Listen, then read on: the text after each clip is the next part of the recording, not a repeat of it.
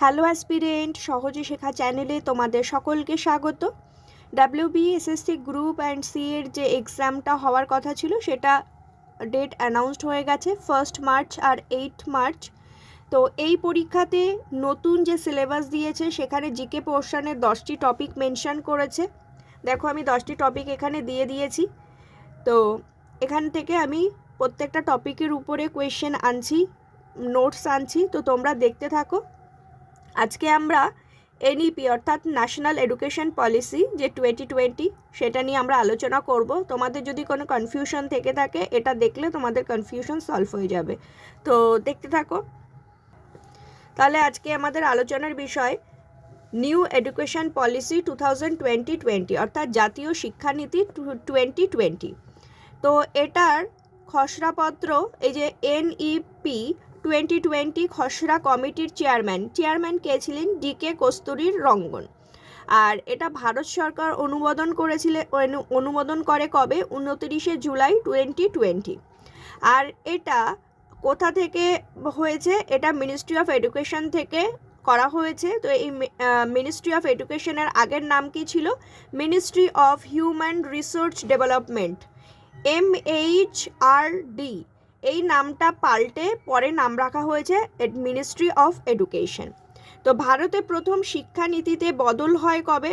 ভারতে প্রথম শিক্ষানীতিতে বদল হয় 1968 সালে। তারপরে তার আবার বদল হয় 1986 সালে। তারপরে এই 1986 সালে এটাকে সংশোধন করা হয় 1992 সালে। খুব বেশি কিছু সংশোধন করা হয়নি, অল্প বিস্তর সংশোধন করা হয়েছে, ওই জন্য এটাকে আর নতুন কোনো নাম দেওয়া হয়নি। তারপরে আবার নতুন করে তৈরি হয়েছে NEP অর্থাৎ ন্যাশনাল এডুকেশন পলিসি 2020, যে নিয়ম অনুসারে এখন এডুকেশন সিস্টেম রান করছে। তো দেখো এখানে আমি দুটোই লিখেছি, আগে কি সিস্টেম চলতো এখন কি সিস্টেমে চলছে, দুটো পাশাপাশি রেখে আমি নোটসটা বানিয়েছি, তাতে কি হবে বুঝতে সুবিধা হবে। দেখো ওল্ড যে সিস্টেম সেখানে বাচ্চাদের পড়াশোনা শুরু হতো 6 বছর বয়স থেকে, কিন্তু এখন আর সেটা হচ্ছে না। এখন পড়াশোনা শুরুর বয়সটা হচ্ছে 3 বছর থেকে, অর্থাৎ বাচ্চারা কথা বলা শুরু করলে একটু লিখতে পারা শুরু থেকেই পড়াশোনা তাদের শুরু হয়ে যাচ্ছে। আগে 10+2 এইভাবে চলতো, অর্থাৎ 12 বছর এটা চলতো, কিন্তু এখন আর সেটা না, এখন 15 বছর স্কুলের লেন্থ বানিয়ে 15 বছর হয়েছে। তো দেখো আগে 12 বছর স্কুলে পড়াশোনা করা হতো ক্লাস 1 থেকে ক্লাস 12 পর্যন্ত, কিন্তু এখন ওটাকে ভেঙে কি করেছে দেখো 5+3+3+4 এরকমভাবে করা হয়েছে। তো 6 বছর বয়সে বাচ্চাদেরকে প্রাইমারি স্কুলে আগে ভর্তি করানো হতো, তারপরে আস্তে আস্তে প্রাইমারি স্কুল থেকে পাশ করে 4 পাশ করে তারপরে 5-এ গিয়ে হাই স্কুলে ভর্তি করানো হতো, কিন্তু এখন সেই নিয়মটা পাল্টে গেছে। এবার এখন কি হয়েছে দেখো, অনেকগুলো সিস্টেম অনেকগুলো ভাগে ভাগ করেছে। কীরকম ভাগ করেছে দেখো, প্রথমে রেখেছে ফাউন্ডেশন। তো ফাউন্ডেশনে কি হচ্ছে, এই ফাউন্ডেশনটা 5 বছর চলছে। এখানে কোনো এক্সাম হবে না, বাচ্চারা এই 3 বছর বয়সে তো তাদের খেলার বয়স থাকে, তারা বাড়িতে খেলাধুলো করে, কিন্তু সিস্টেম বলছে না, বাচ্চাদেরকে 3 বছর বয়সে স্কুলে ভর্তি করাতে হবে। বাড়ি বসে তারা যে খেলাধুলোটা করছে সেই খেলাধুলোটা তারা স্কুলে গিয়ে খেলাধুলো করবে। স্কুলে সেই রকম একটা পরিবেশ তৈরি করা হবে যাতে বাচ্চারা কমফোর্টেবল ফিল করে। তাতে কি হবে, বাচ্চাদের স্কুলের প্রতি একটা টান তৈরি হবে, একটা আকর্ষণ তৈরি হবে। তো 3 বছর বয়সে ওই জন্য বাচ্চাদেরকে স্কুলে ভর্তি করা হচ্ছে। তারপরে 3 বছর পর থেকে বাকি 2 বছর তারা ক্লাস 1 ক্লাস 2-এ তারা পড়বে। তো এটা হলো প্রথম 5 বছরের টাইম লাইন। তারপরে কি হচ্ছে, ফাউন্ডেশন যখন হচ্ছে, ফাউন্ডেশন হয়ে গেল, বাচ্চারা স্কুলের সঙ্গে অ্যাডাপ্ট করে নিল, তারপরে শুরু হচ্ছে পিপিটারিতে কি হচ্ছে, পিপিটারিতে বাচ্চাদেরকে 3 বছর থাকতে হচ্ছে, কেননা আগেই ওরা ফাউন্ডেশনে ক্লাস 1 ক্লাস 2 কমপ্লিট করে নিচ্ছে, তারপরে ক্লাস 3 4 5 এটা পিপিটারিতে গিয়ে করছে। এখানে কিন্তু এক্সামের সিস্টেম চালু হচ্ছে, এখান থেকে পুরো এক্সাম প্যাটার্ন শুরু হয়ে গেল। কিন্তু এখানে এক্সাম প্যাটার্নটা কি হবে, বিভিন্ন রকমের অ্যাক্টিভিটি করানো হবে বাচ্চাদের সঙ্গে, তারপরে এখানে পড়াশোনাও শেখানো হবে, কিন্তু ভাষাটা কীরকম রেখেছে, ভাষাটা দুরকমভাবেই করতে পারবে। কেউ যদি চায় ইন্টারন্যাশনাল ল্যাঙ্গুয়েজে পড়াশোনা করতে সেরকমও পারবে, আবার ল্যাঙ্গুয়েজ মাতৃভাষাতে যেখানকার যা ভাষা রিজিওনাল ল্যাঙ্গুয়েজেও তারা পড়াশোনা করতে পারবে। অর্থাৎ পলিসি চাইছে বাচ্চাদের বেসটা সুন্দরভাবে ক্লিয়ার করে নিতে। তারপরে দেখো প্রিপারেটরি কমপ্লিট হয়ে গেল, এই হয়ে গেল 5 বছর আর 3 বছর, টোটাল 8 বছর। তাহলে তারপরে 3 বছর কি হচ্ছে, তারপরে 3 বছর মিডল স্টেজ শুরু হচ্ছে। মিডল স্টেজে বাচ্চারা থাকছে 3 বছর। তো এবার এইখানটায় কি হচ্ছে দেখো, এখানে ক্লাস 6, 7 আর 8 এই 3টে ক্লাস তাদেরকে পাঠানো হচ্ছে। এবার এটার সঙ্গে কিন্তু ওল্ড সিস্টেমের কিন্তু তেমন কোনো পার্থক্য নেই। ওল্ড সিস্টেমে যেমন ম্যাথ, সায়েন্স, আর্টস এগুলো ছিল, নতুন পলিসিতেও সেগুলো আছে, কিন্তু এখানে এক্সট্রা করে এইগুলো শেখানো হবে। দেখো কম্পিউটার কোড, বিভিন্ন রকম কোডিং, ডিকোডিং, ছোটোখাটো এগুলো শেখানো হবে। ভোকেশনাল মানে বাচ্চাদের যদি কোনো মানে পাশাপাশি শিক্ষার দরকার হয় তাহলে সেগুলো শিখবে, যেমন সেলাই, পেন্টিং, আর্ট, বিভিন্ন রকমের ডান্স, এইগুলো বাচ্চারা পাশাপাশি শিখবে বা টেকনোলজি সম্পর্কে তারা শিখবে।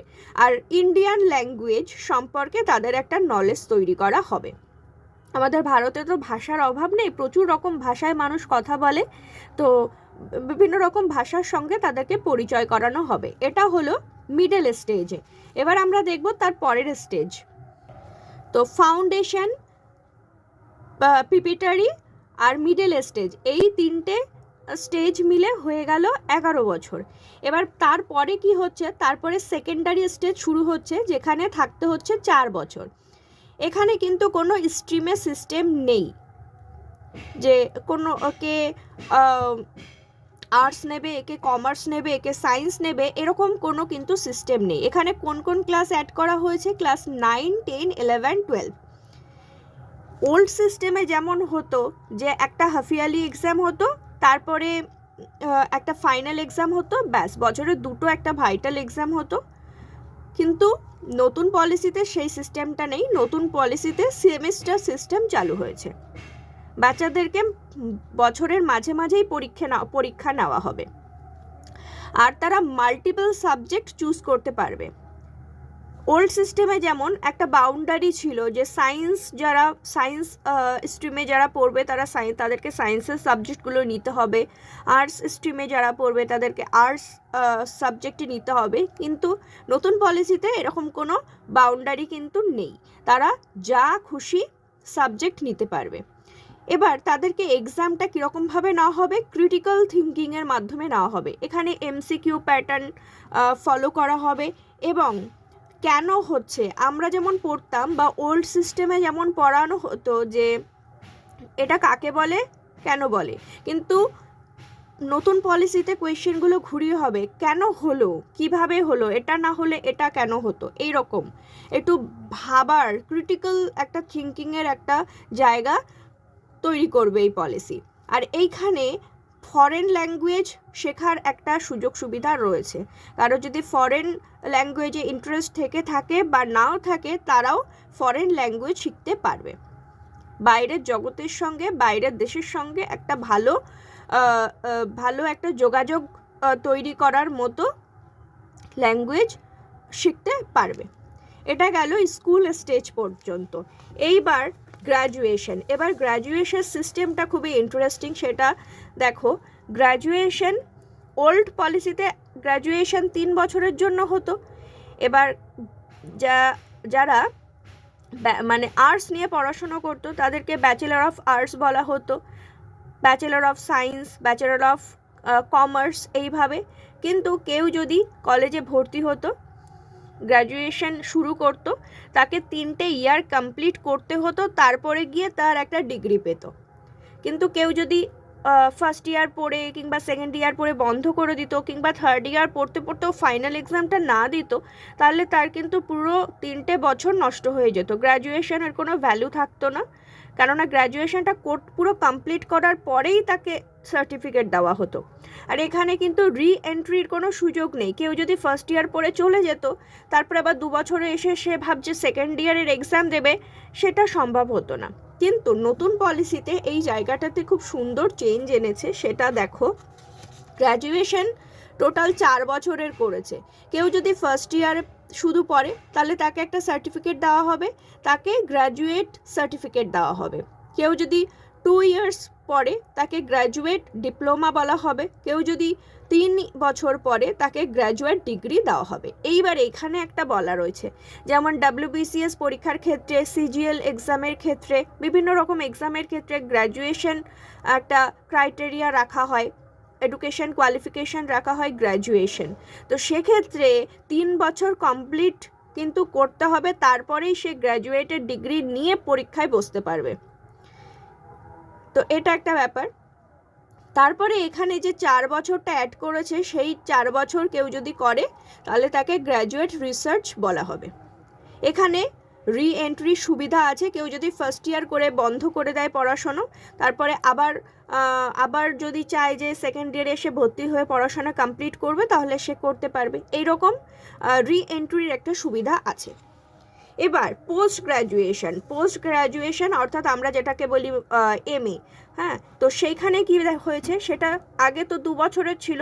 কেউ যদি আর্টস করতো তাহলে মাস্টার অফ আর্টস বলা হতো, এরকম MSc MCom এরকম 2 বছরের জন্য তাকে পড়াশোনা করতে হতো, তারপরে তার MA কমপ্লিট হতো। কিন্তু এখানে পোস্ট গ্র্যাজুয়েশনের ক্ষেত্রে একটা টুইস্ট আছে। সেটা কীরকম টুইস্ট? কেউ যদি গ্র্যাজুয়েশনে 4 বছর কমপ্লিট করে, তাহলে তাকে পোস্ট গ্র্যাজুয়েশনে 1 বছর কমপ্লিট করলেই তার পোস্ট গ্র্যাজুয়েশন কমপ্লিট হয়ে যাচ্ছে। কিন্তু কেউ যদি আবার শুধু 3 বছর পরেই গ্র্যাজুয়েশন করে পোস্ট গ্র্যাজুয়েশন করার কথা ভাবে, তাকে কিন্তু 2 বছর কমপ্লিট করতে হবে। হিসাবটা একই রকম রয়েছে। আর ওল্ড পলিসিতে MPhil PhD ছিল, কিন্তু নতুন পলিসিতে MPhilটা নেই, আর PhDটা আছে। এটা 4 বছরের, এখানে কোনো তেমন পরিবর্তন হয়নি। তো এটা ছিল নতুন পলিসি। তো আমি দুটোই তোমাদেরকে দেখিয়ে দিলাম, আগে কেমন ছিল এখন কীরকম আছে। আশা করি তোমাদের বুঝতে কোনো অসুবিধা হয়নি।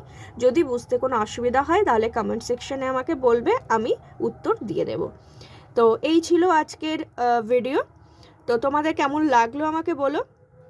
PDF-এর কোনো ব্যবস্থা নেই। এর পরবর্তী যে ভিডিওগুলো আসবে টু দ্য পয়েন্ট আলোচনা হবে, ঠিক এই রকমই বাছাই করা প্রশ্ন থাকবে। তো তোমরা পড়াশোনা করতে থাকো, পজিটিভ থাকো, আর সহজে শেখা চ্যানেলের সঙ্গে থাকো। Thank you.